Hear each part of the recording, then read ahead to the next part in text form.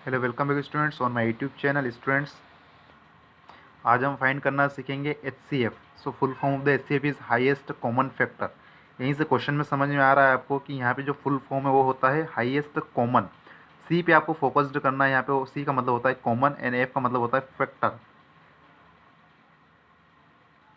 It means आपको जो भी नंबर दे रखे हैं 3 नंबर, इनमें से जो भी कॉमन होगा हाईएस्ट नंबर तीनों में जो कि हाईएस्ट कॉमन होगा फैक्टर। फैक्टर का मतलब होता है ऐसा नंबर जो तीनों नंबर को डिवाइड करता हो, वो भी कौन सा हाईएस्ट कॉमन, तो उसको हम बोलते हैं HCF। चलिए, ये तो मैंने बता दिया आपको कि इसका मीनिंग क्या होता है। अब आपको फाइंड आउट कैसे करना है HCF, आप फाइंड आउट कैसे करेंगे वो मैं आपको ट्रिक बता देता हूँ। तो सबसे पहले यहाँ पे फैक्टर की बात हो रही है, यहाँ पे हाईएस्ट कॉमन फैक्टर, तो पहले हमें फैक्टर पता होना चाहिए। हम करेंगे 18 के फैक्टर, सभी के क्या करेंगे अलग अलग फैक्टर्स निकालेंगे। क्यों? क्योंकि हमें क्या करना है हाईएस्ट कॉमन फैक्टर निकालना है। पहले फैक्टर पता होना चाहिए था। फैक्टर कैसे निकालेंगे वो देख लीजिए। 18 के फैक्टर निकालेंगे तो पहले स्टार्टिंग में कहाँ से डिवाइड करेंगे? 2 से। सबसे छोटा नंबर 2 से ही डिवाइड करना है। 2 की टेबल में 18 कब आता है? 9 टाइम्स आता है। देखिए ये 18 है, इसको 2 से मैं डिवाइड कर रहा हूँ, जिससे डिवाइड कर रहा हूँ आगे लिखेंगे, जो आंसर आएगा वो नीचे लिखेंगे। तो 18 को मैंने 2 से डिवाइड किया, 9 आया। ठीक है, अब 9 में 2 की टेबल से डिवाइड नहीं जाएगा तो 3 से डिवाइड देंगे। 3 3 जा क्या होता है? 9 होता है। 3 की टेबल में 9 कब आता है? 3 टाइम्स आता है। फिर 3 से देंगे, 3 1 जा क्या होता है? 3 होता है। ठीक है, तो 18 के फैक्टर निकाल लिए मैंने। अब 24 के मैं ऐसे ही निकालूंगा, पहले 2 से दूंगा। अगर डिवाइड जाता है तो 2 से बिल्कुल जा रहा है। 12 टाइम्स होता है 24, आप देख लीजिए साइड में। फिर 2 से दूंगा मैं तो आएगा 2 6 12। नेक्स्ट क्या 2 की टेबल में 6 आता है? बिल्कुल आता है 3 टाइम्स। चलिए अब देंगे हम 3 से। 3 1 जा होता है मेरा 3। 30 का मैं निकालूंगा, 2 से डिवाइड देने का प्रयास करूंगा मैं, तो 2 की टेबल में 30 कब आएगा? 15 टाइम्स आएगा।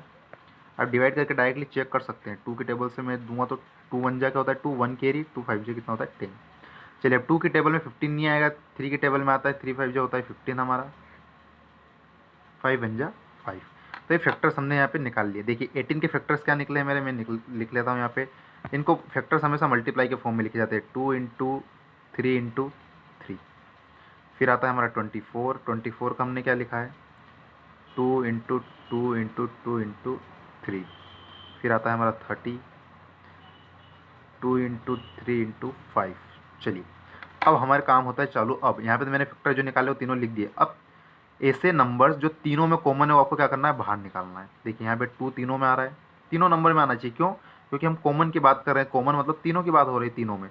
तो 2 यहाँ पर भी है, यहाँ पर भी, यहाँ पर भी। तो एक 2 बाहर निकाल लिया मैंने, एक 2 मेरा क्या आ गया? कॉमन आ गया।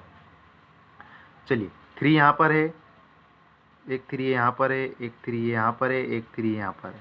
ठीक है, तीनों में से 3 बाहर आ गया। जो भी कॉमन निकला सब मल्टीप्लाई के फॉर्म में निकालना है आपको। 2 इंटू 3 भी कॉमन निकला है तो दोनों के बीच में इंटू का साइन होना चाहिए।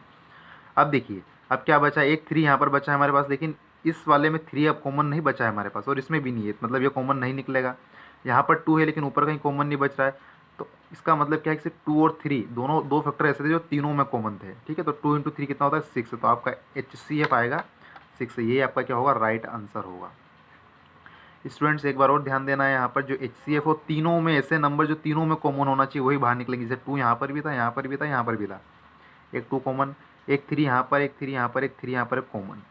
लेकिन यहाँ पर 3 की बात करें तो यहाँ पे अकेला 3 बचा है। क्यों? ये कॉमन पहले से जा चुका है, अब ये यहाँ पे 3 नहीं बचा है। ऐसे फैक्टर्स कोई नहीं बचे जो तीनों में कॉमन होंगे। तो यही हमारा है HCF। तो 6 is the highest common factor HCF। इन तीनों का सबसे हाईएस्ट कॉमन फैक्टर क्या है? 6 है, मतलब ये तीनों नंबर 6 की टेबल में आते हैं।